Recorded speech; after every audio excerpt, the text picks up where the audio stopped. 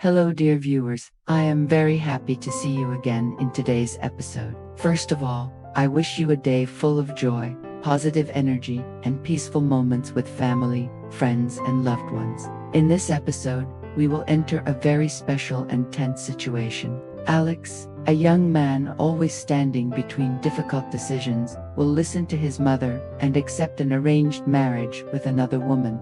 A path that seems safe, but is full of dangers.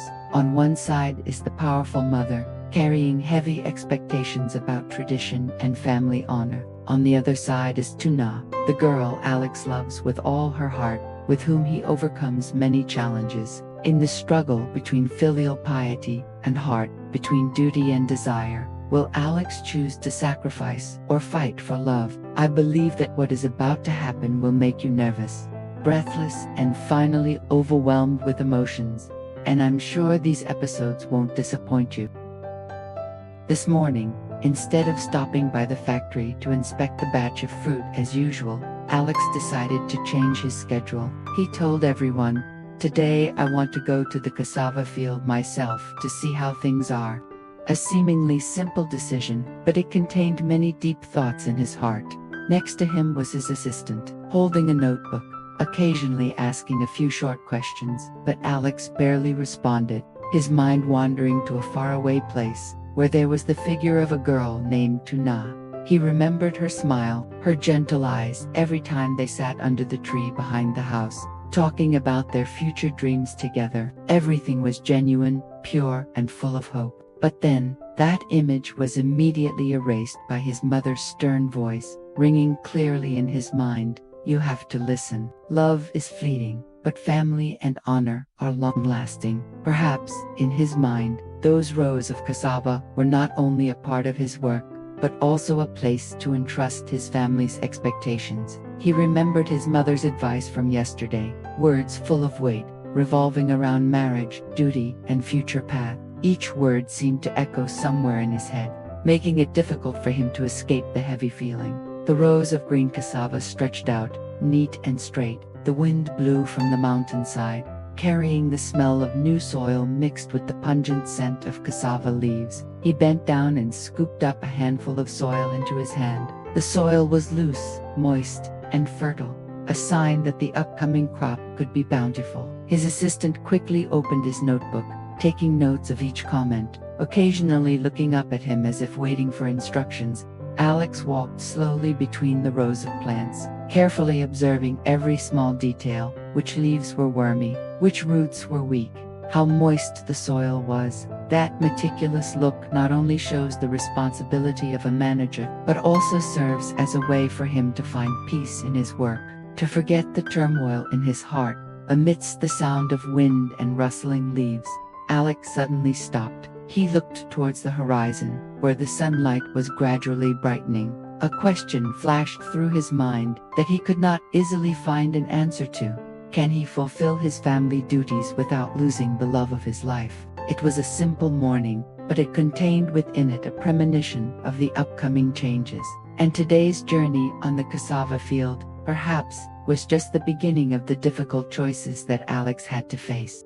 While he was lost in his thoughts about Tuna, the phone suddenly rang. Alex looked at the screen and saw Adam's name, his best friend. He picked up the phone, Adam's voice excited. "Alex, let's go to the restaurant at the same place for lunch. Mai and I are waiting. Auntie is also looking forward to your arrival." Alex paused. He knew that this meal was not just a meeting of friends, but also part of his mother's arrangement. Mai, the gentle, elegant girl, was the person his mother wanted him to marry. The restaurant was luxurious. The yellow lights shone down on the table full of delicious dishes. Adam sat and smiled comfortably, trying to create a happy atmosphere. Mai was gentle, spoke skillfully, and smiled politely. As for Alex, throughout the meal, he only responded awkwardly, thinking of Tuna, the girl who had gone through so many hardships with him.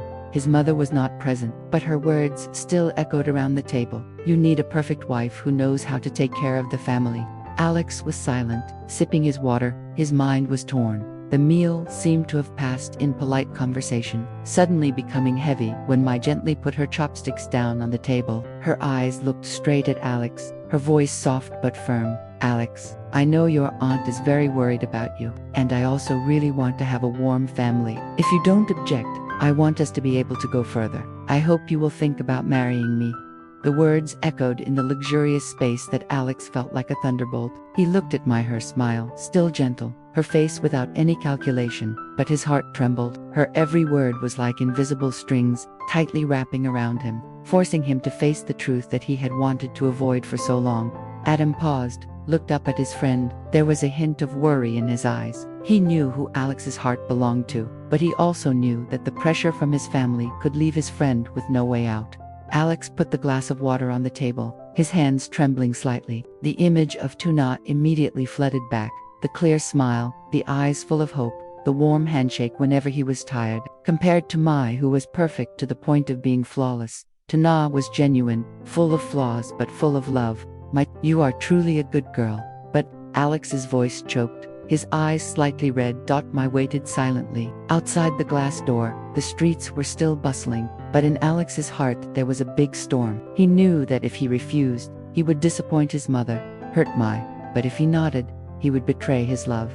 Betray Tuna. Adam coughed softly, as if to relieve the siege, but Mai's eyes were still on Alex, patient and full of hope. At that moment, he felt himself cornered in a dead end. His heart screamed Tuna's name, but his mind echoed his mother's voice. In that struggle, Alex understood. Sooner or later he would have to give an answer that could determine his entire life. The atmosphere at the dining table seemed to thicken. Alex clenched his hands, took a deep breath, then raised his head to look straight at Mai. His voice trembled, but was resolute. Mai, I really cherish you. You are gentle, kind, and deserve a man who loves you with all his heart. But I can't be that person. My heart belongs to someone else. The words fell, making Mai pause. The gentle smile on her lips gradually faded, revealing a look of disappointment and sadness in her eyes. Mai didn't say anything, just silently looked at the glass of water, her clasped hands trembling slightly.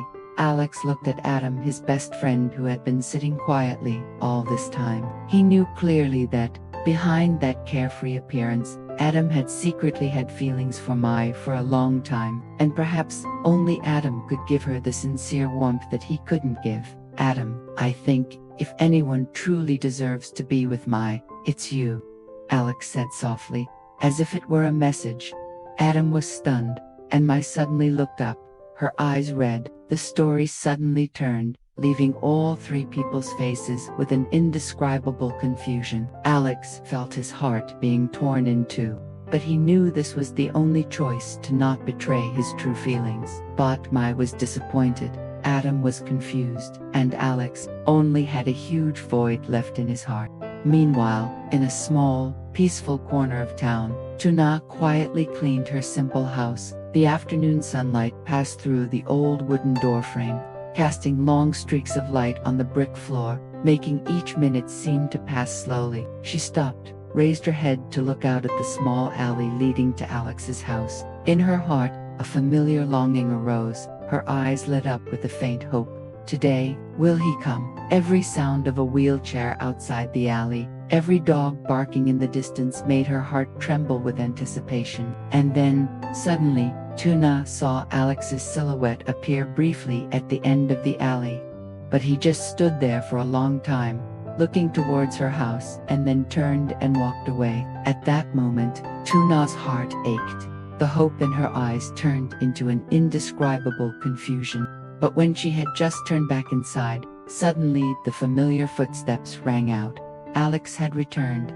He breathed lightly, his face a little embarrassed. I forgot my bag at your place the other day.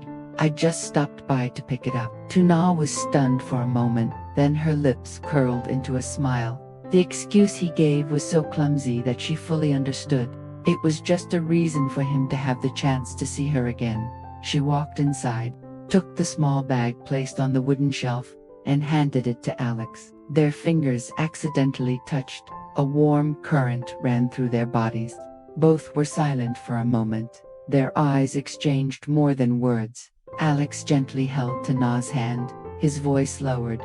Actually, I didn't just come for the bag. I miss you. Tuna's eyes were watery, but a bright smile had already appeared on her face. She didn't say anything, just squeezed his hand tightly, as a sweet response. That afternoon, the small, quiet house was suddenly filled with laughter. Alex and Tuna sat on the porch, sharing simple stories about life, about dreams, about the plans they had drawn up. The afternoon sun spread golden on the old tiled roof. The wind gently carried the scent of wildflowers, all as evidence of the happy moment they were having. In Alex's heart, all of his mother's arrangements, all of his pressure, all of his reason, were pushed back. Only to Na remained, the girl he loved, and the true love he longed to preserve.